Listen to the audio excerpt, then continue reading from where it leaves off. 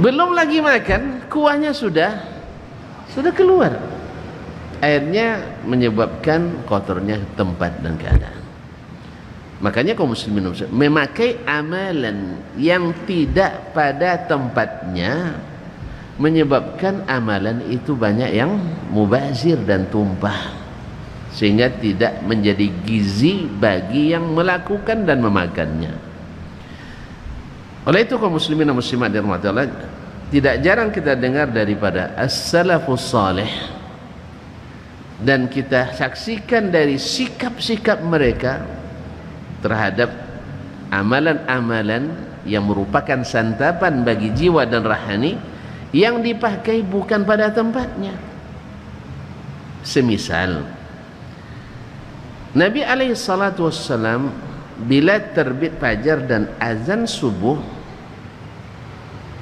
seperti hadis riwayat Imam Abu Dawud radhiyallahu ta'ala rahimahullah, bahwasanya Nabi bila azan subuh tidak salat kecuali hanya 2 rakaat, kecuali hanya 2 rakaat, tidak menambahnya. Bahkan ada larangan daripadanya, la tusallu ba'dal fajri illa rak'ataini bisnadin hasan, jangan kamu salat setelah subuh kecuali 2 rakaat. Maksudnya setelah masuk waktu subuh jangan salat sunat kecuali 2 rakaat. Padahal kaum muslimin dan muslimat dirahmati Allah, bukankah masa menunggu antara azan subuh dengan qamat subuh lebih panjang? Lebih sempat untuk salat sunat lebih banyak.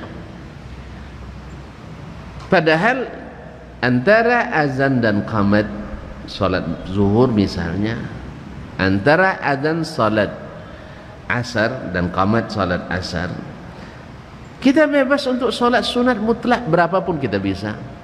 Misalnya azan zuhur, Allahu akbar misalnya, la ilaha illallah, antum salat sunat rawatib. Berapa rawatib? Zuhur 2 atau 4 sebelum, 4 sesudah. Antum salat 4 rakaat, orang belum qamat, mungkin imamnya sengaja lambat sedikit misalnya, boleh salat sunat lagi mutlak? Boleh? Abang bilang tak boleh, mana larangannya? Nah, boleh. Tapi bukan rawatib ini, salat sunat mutlak.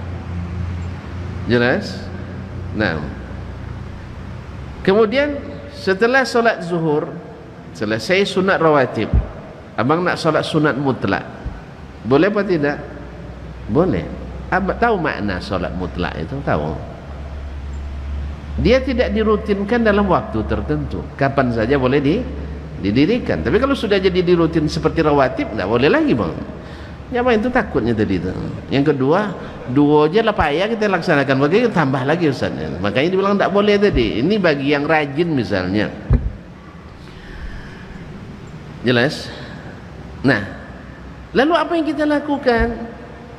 Lakukan yang disunnahkan, yaitu 2 rakaat. 2 rakaat. Ini masalah memang tidak ittifaq, ada khilafnya. Ada khilaf di antara ulama. Kan sudah selalu saya ulang-ulang keadaannya, yang keluar dari jalur utama kebijakan pasti tidak sama. Itu jelas itu.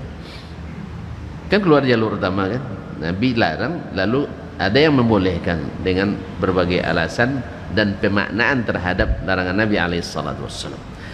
Intinya, pernah Sa'id bin Musayyib rahimahullah.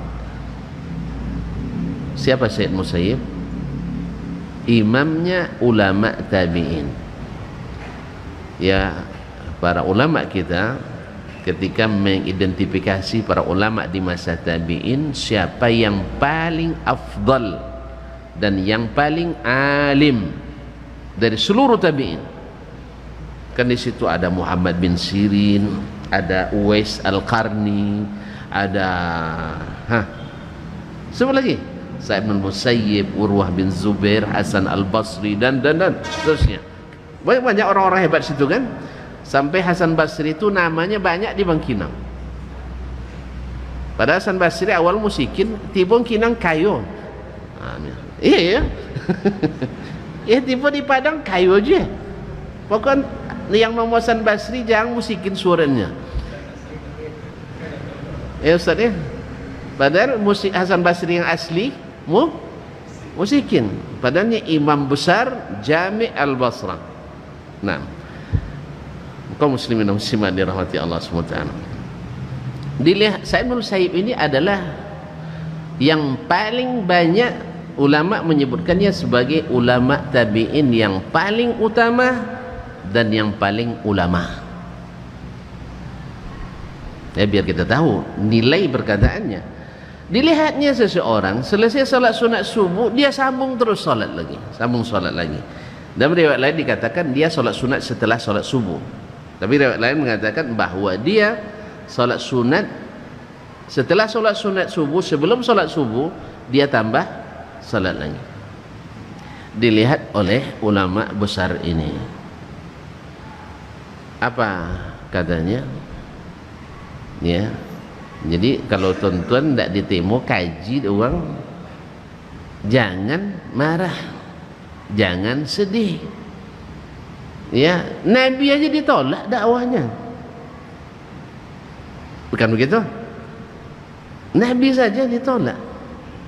Jadi jangan sedih. Yang sedih itu adalah kalau kita berdakwah tidak sesuai dengan yang disampaikan oleh Nabi SAW. Makanya Sa'id bin Musayyib ketika dia katakan ya hadza, ini solat apa? Mendengar dia ini solat apa, dia langsung menyerang Sa'id bin Musayyib dengan kata-kata tentunya. Ya, dalam pikirannya Allah tak mungkin Allah tidak mungkin menyiksa seseorang atau membuat dosa seseorang gara-gara salat. Seperti pandangan kita umumnya pada hari ini, masa berbuat baik Allah tolak,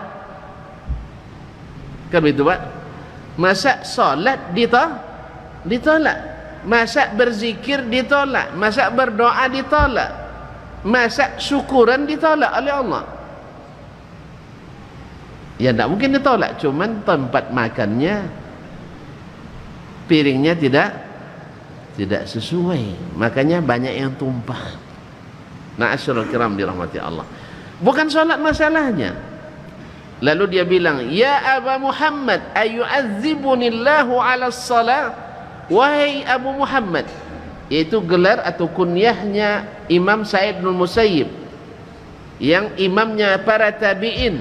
Itu dikatakan, ya Aba Muhammad, ayu'adzibunillahu ala salat. Apakah mungkin Allah mengazab saya, memasukkan saya ke neraka gara-gara salat? Ini berat pertanyaannya Pak. Hah?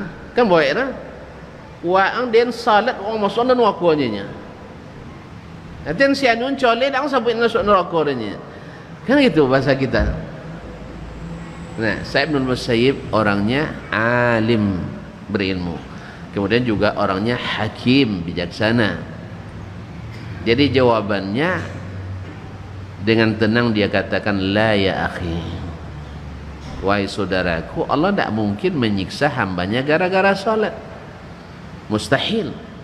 Allah menyiksa hambanya gara-gara salat, gara-gara bersedekah, gara-gara kasih makan orang, gara-gara zikir, gara-gara doa. Tidak mungkin Allah menyiksa hambanya karena itu. Allah suka orang berdoa kepadanya, Allah suka orang yang bersedekah kepada hamba-hambanya, Allah suka kepada orang yang apa lagi? Senyum kepada hamba-hambanya. Tetapi bila dimasukkan dalam piring yang tidak pas, maka akan tumpah. Maka jawaban Sa'id bin Musayyib, Allah, demi Allah tidak akan menyiksamu gara-gara salat, walakin ala mukhalafati sunnah. Allah tidak menyiksamu karena salat, Allah tak akan menyiksamu gara-gara berdoa.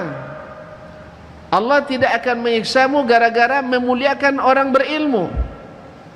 Tetapi Allah menyiksamu gara-gara menyalahi sunnah Nabi sallallahu alaihi wasallam. Karena sabit dalam riwayat bahwasanya Nabi tidak pernah menambah dari 2 rakaat. Lalu